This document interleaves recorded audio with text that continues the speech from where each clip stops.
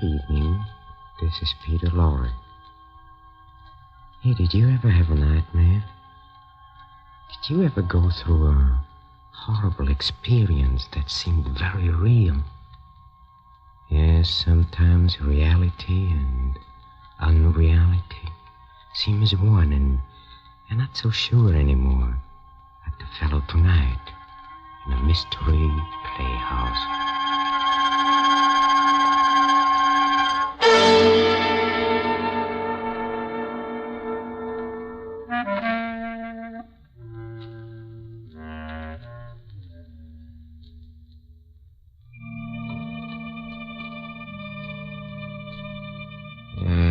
Yes, tonight we are going to have a nightmare. That is, we are going to hear about somebody else, which is almost as bad. This gentleman had a particularly realistic one. In fact, he didn't know for the life of him whether or not it really happened. But you listen for yourself to the unfolding of William Irish's strange and intriguing story of a man who dreamed he committed murder and woke up to the fact that maybe he actually had. Listen to Nightmare.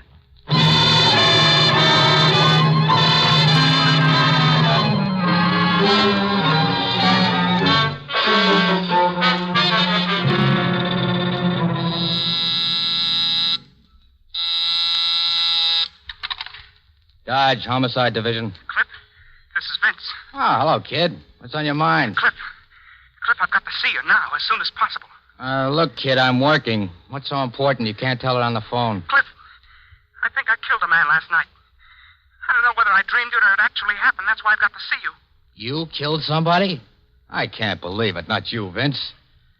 Listen, meet me in the office in 15 minutes. Whatever you do, don't tell anybody else about this.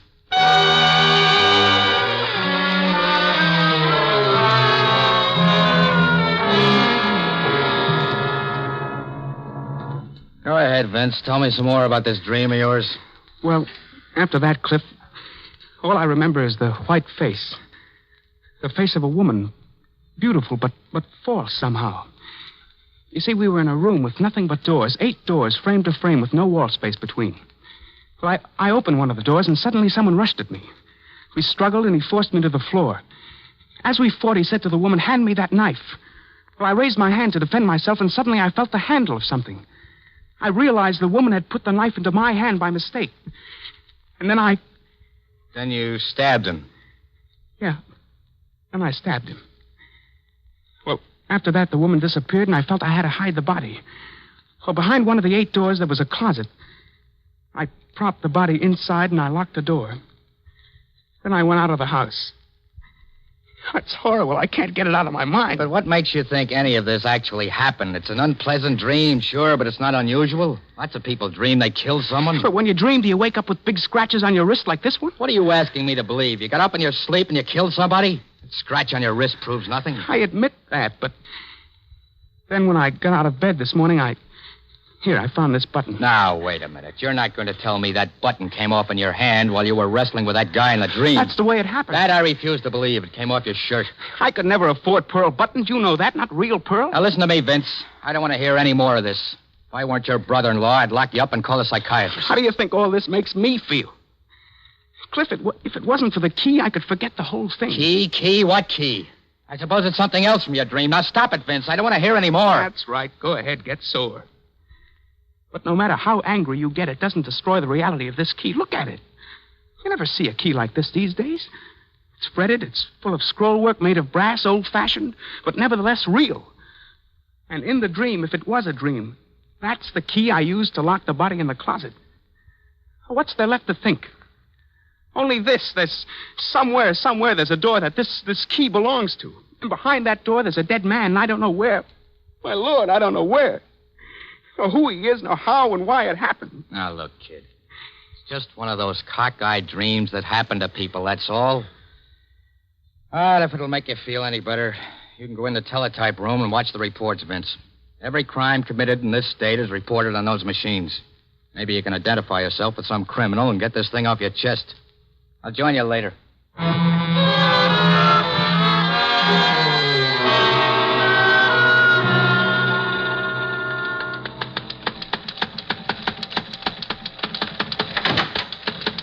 Haven't you given up yet?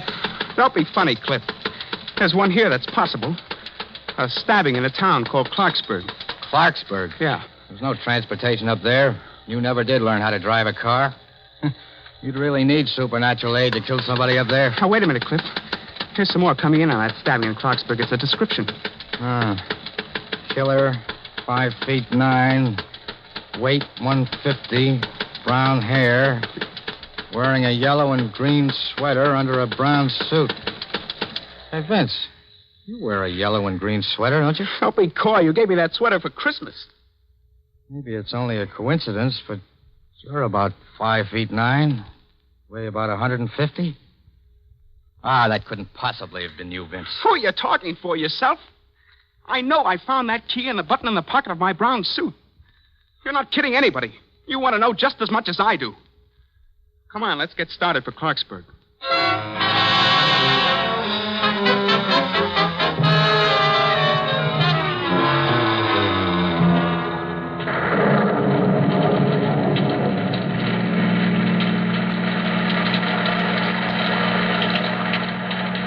That lousy rain must be a cloudburst. I can't see a thing. This windshield wiper's broken. Cliff, do you know where we are? We've been lost for the past 5 minutes. I don't even remember how we got on this road. Well, I'm going to roll down the window. Getting wet's better than crashing into something. Hey, Cliff. Yeah? Take the next road to the left. That'll get us to Clarksburg. How do you know it'll get us to Clarksburg? I thought you said you'd never been out this way before. Well, I don't know how I know. All of a sudden, everything looks familiar to me, as if I'd been over this same road before. I just know you've got to turn left at the next road.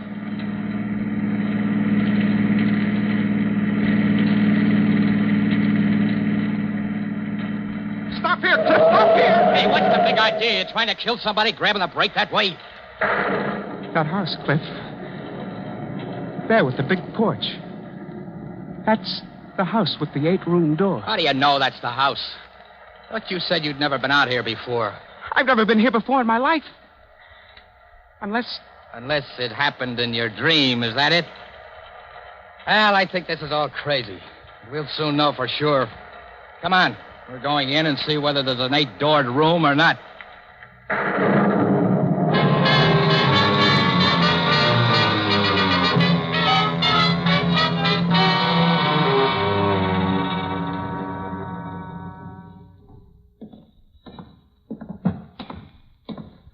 Funny, the front door wasn't locked, Cliff. Never mind that. How do you know the 8-doored room is upstairs? I just know, that's all. Cliff, I think it's this room right here. This is it. This is the place, all right. Count them. 1, 2, 3, 4, 5. 8 doors. Where's that key? It's right here in my pocket. Now, you'll have to get it out. I can't. My hands are all wet, perspiration. Stop acting like a baby. You're sweating all over. There's the key. Now, which door? That one, I think.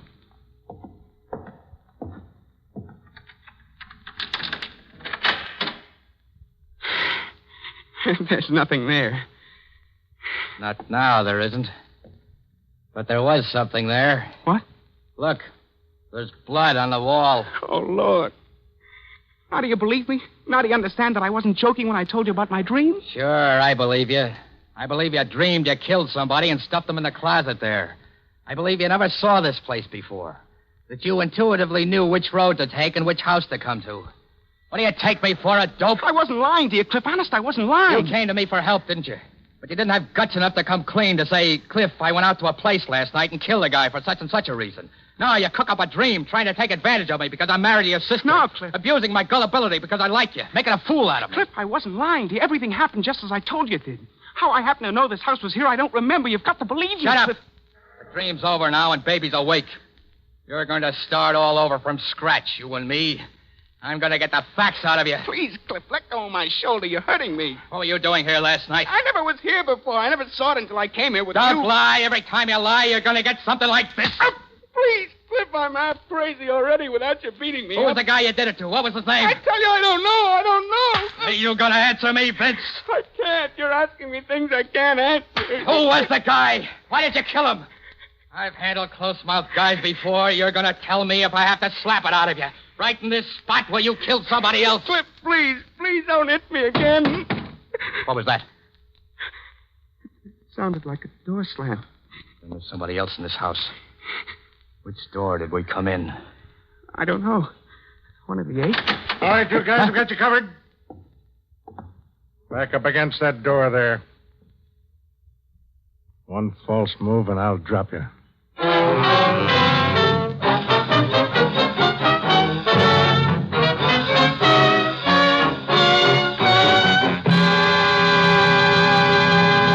Haven't you found what you're looking for yet? Yeah, I guess I've seen enough. This stuff in your wallet identifies you. Cliff Dodge, Homicide Division. Why didn't you say you're a detective? It's nobody's business. Okay. Wagner's my name. I'm the sheriff around here. When I see people monkeying around a house where a murder's just been committed... Murder? You found the body? Yeah. As a matter of fact, there were 2 murders. A man was killed and stuffed in that closet over there. They found the other body outside. A woman. Wasn't dead when she was found, but she was dying. Run over by a car. Deliberately. The car was run back and forth over her body. She said a few things before she died. Told us all about the other body in the closet. And gave us a pretty good description of the killer. She said the same person murdered the man in the closet and deliberately ran over her body with a car? No, but what else is there to conclude? Yeah, poor Mrs. Fleming. She owned this house, expected her husband home from South America tonight. She was a flirt, but even so, a very charming woman. You don't happen to have a picture of this woman, this Mrs. Fleming, do you? There's one in the next room. That door behind you. Open the door, Vince. I can't, Cliff. I can't. Open the door. Please, Cliff. Open the door.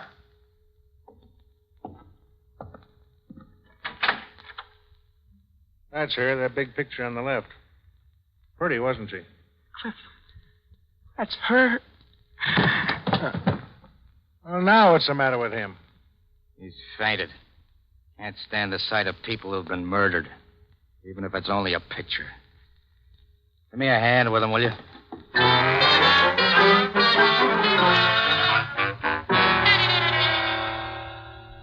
There. Now, do you feel any better, kid? Yeah, I feel all right.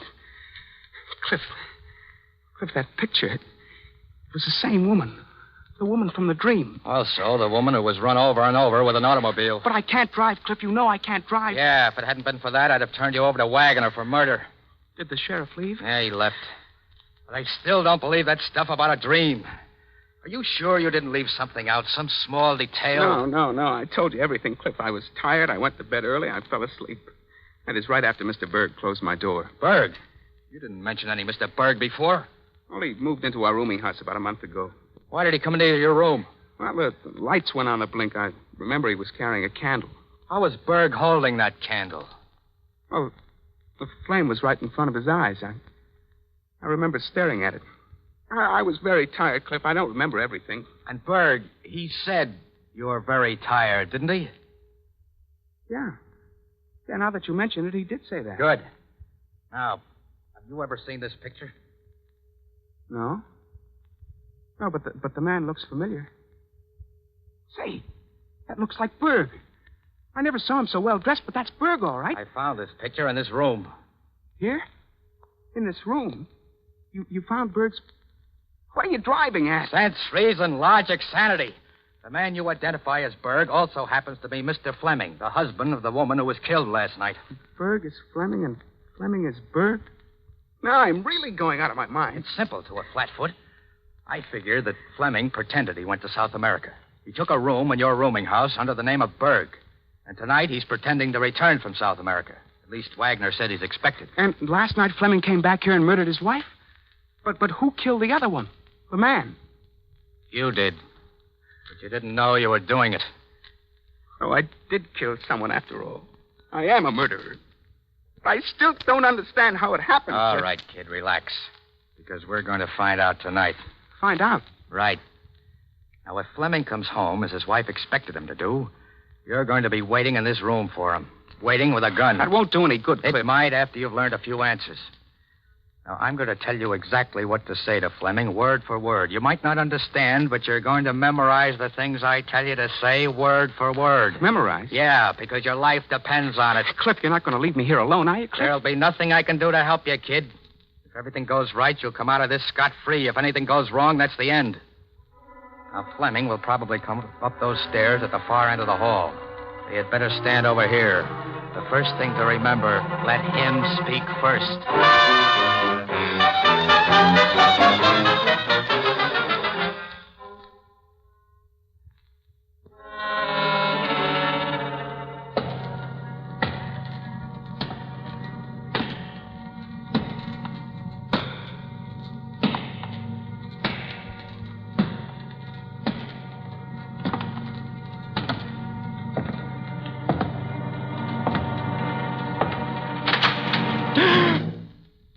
How did you get here?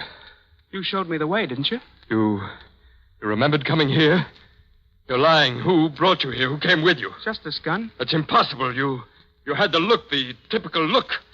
Why did you do everything you were told to do? I wanted to see where it was all leading. I thought there might be some good in it for me later. You purposely pretended? You mean you went ahead and consciously killed? I figured you'd pay off heavy afterwards to keep me quiet. I found your wife and her lover just as you said I would. It was easy. I should have known my control wasn't perfect when I saw my wife come running out of the house. She saw my car, came toward me. I waited, then gave it the gas. I killed the man and you killed your wife. You wanted them both dead, didn't you? Yes, but I didn't want to have to kill her myself. I loved her, but I hated her. She said I was too old for her. That's what I wanted to hear. What? That's it, to hear you convict yourself. What did you... I was lying to you. Your control was perfect. You hypnotized me easily. I guess I've got a weak will or something. Well, then what did you... I was lying to you. I was hypnotized, all right. I happened to see your picture here in the house. I recognized you as Berg. And now I can't clear myself before the law ever. And you're going to pay for doing that to me now. Now, wait a minute. Don't do that. Don't shoot. Now, look. Here, I have a watch. See it? Solid gold inset with diamonds and rubies. It's worth $20,000. It's yours if you'll let me go. Stop dangling it that way. What are you trying to do? Now, listen to me. Give me another minute. A minute by the watch. Stay where you are. Now, don't move. You don't want to shoot, do you, my friend? You wouldn't want to smash this beautiful, lustrous watch? A golden, shining little timepiece? You can't take your eyes from it, can you? Please, don't. Take it away. Shining in my eyes. But you love it. You're fascinated by it, aren't you? And now you're tired. You're very tired. And that gun is much too heavy for you to hold. Just drop the gun to the floor. It won't be so heavy anymore. Just drop the gun. Drop gun. My control is perfect. Here, take this notebook and this pencil. Take notebook, pencil. Right as I dictate. I am wanted for the murder of 2 people at the Fleming house. I wanted to murder 2 people, Fleming house. They are bound to get me, so I take this way out. They are bound to get me. Take way out. Sign your name. There. Now give me the notebook and the pencil. Now pick up your gun again. Hurry. That's it. Now put the barrel of the gun in your mouth. Put the barrel of the gun in your mouth. Good. Now pull the trigger. Pull the trigger.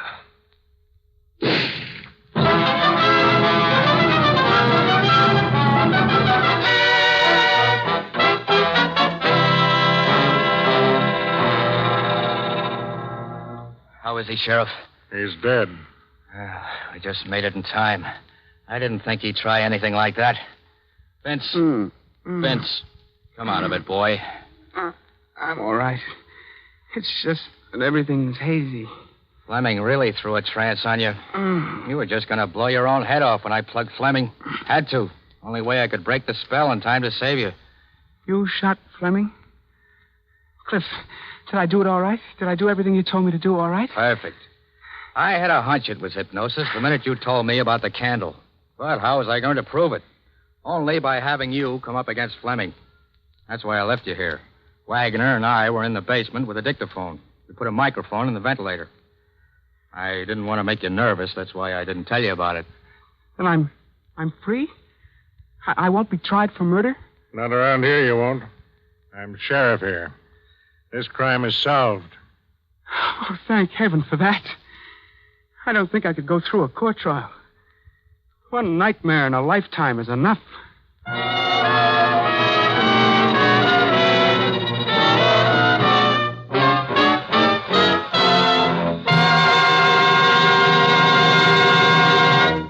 That, my friends, was Nightmare. Tonight's performance in a mystery playhouse. And now, for heaven's sake, let's get off that nightmare. Let's walk down to the green room, huh? For a gander at what sweetness and light is in store for you next time. Always sweet, always light. You know what? Our players are rehearsing there, so follow me, please. Come. Come.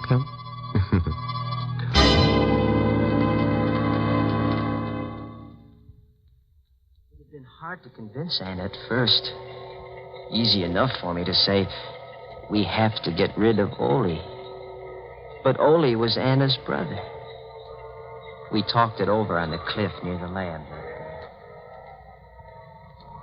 We have to, Anna. We have to go through with it. Oh, Richard, there must be some other way. The way things are now, everything's hopeless. You know that. With the paint formula cleared, we can be married. Richard, I love you so much. I'd do anything for us. But this is... Murder? Huh. You needn't look at it that way, darling. So far as you're concerned, Ole will just disappear. But suppose something goes wrong. Suppose you're convicted. Not a chance. You can't convict a man for murder until you find the body. And they'll never find Ole. We must, Anna, we must. Very well, Richard. When will you... The moment Ole finishes the formula. It's almost ready now. I'll have to do it that instant to make my alibi hold.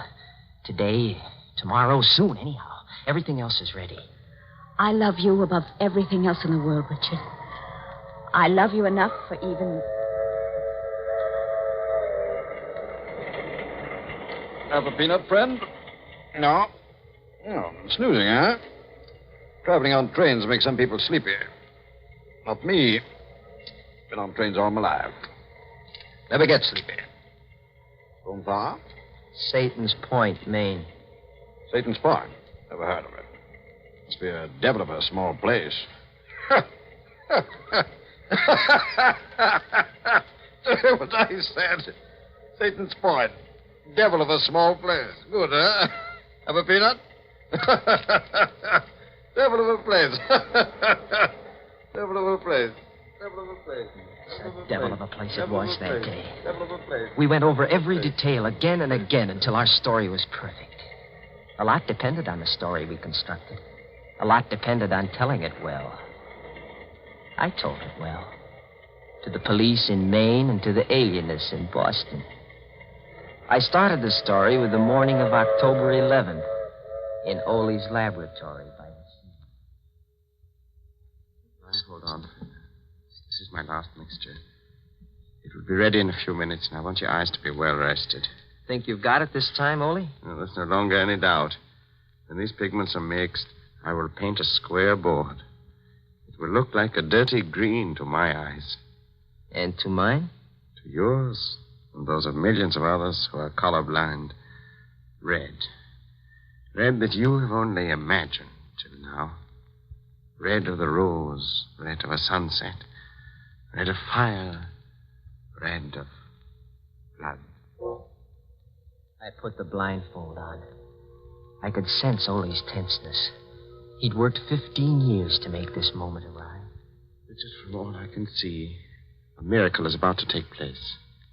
But I confess to one great fear. What's that, Ole? I'm not afraid the formula is wrong.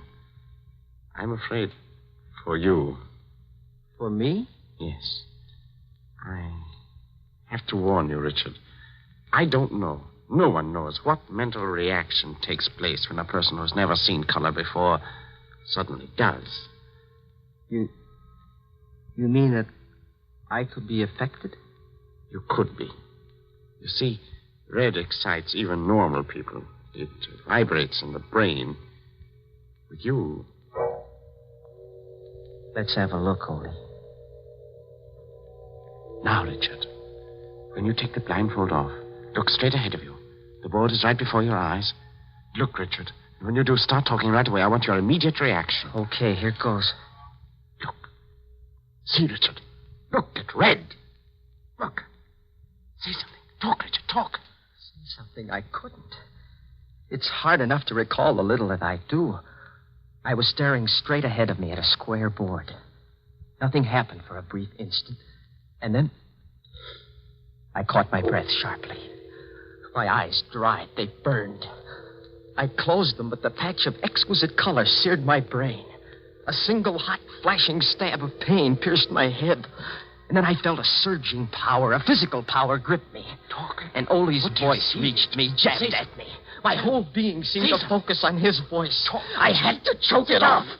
I dazedly recall reaching for him across something and finding his throat. And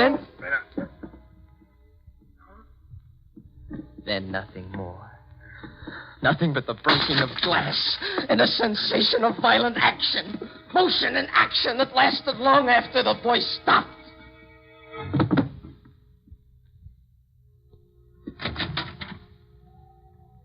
Then I felt cold air lashing at me. I was carrying something limp and heavy.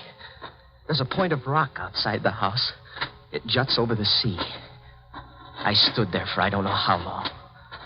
The first clear thing I recall is identifying Anna's voice coming toward me. Richard! Richard! Darling, what are you doing? Richard! Your hands.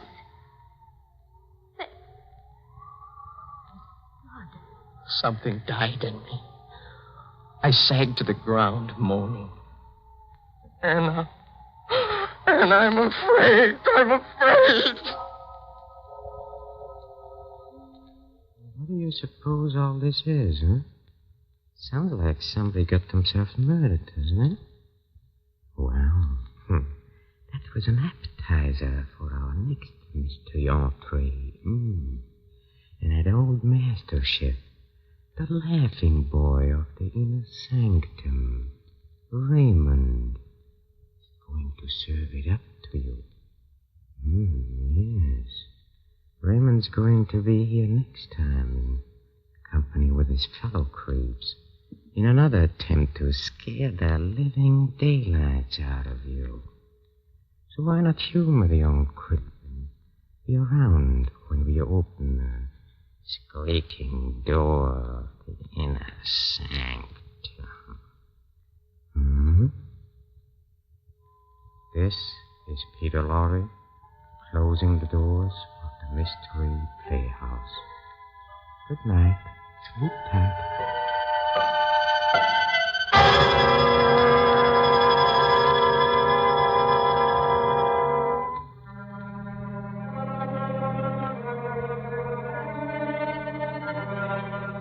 This is the Armed Forces Radio Service.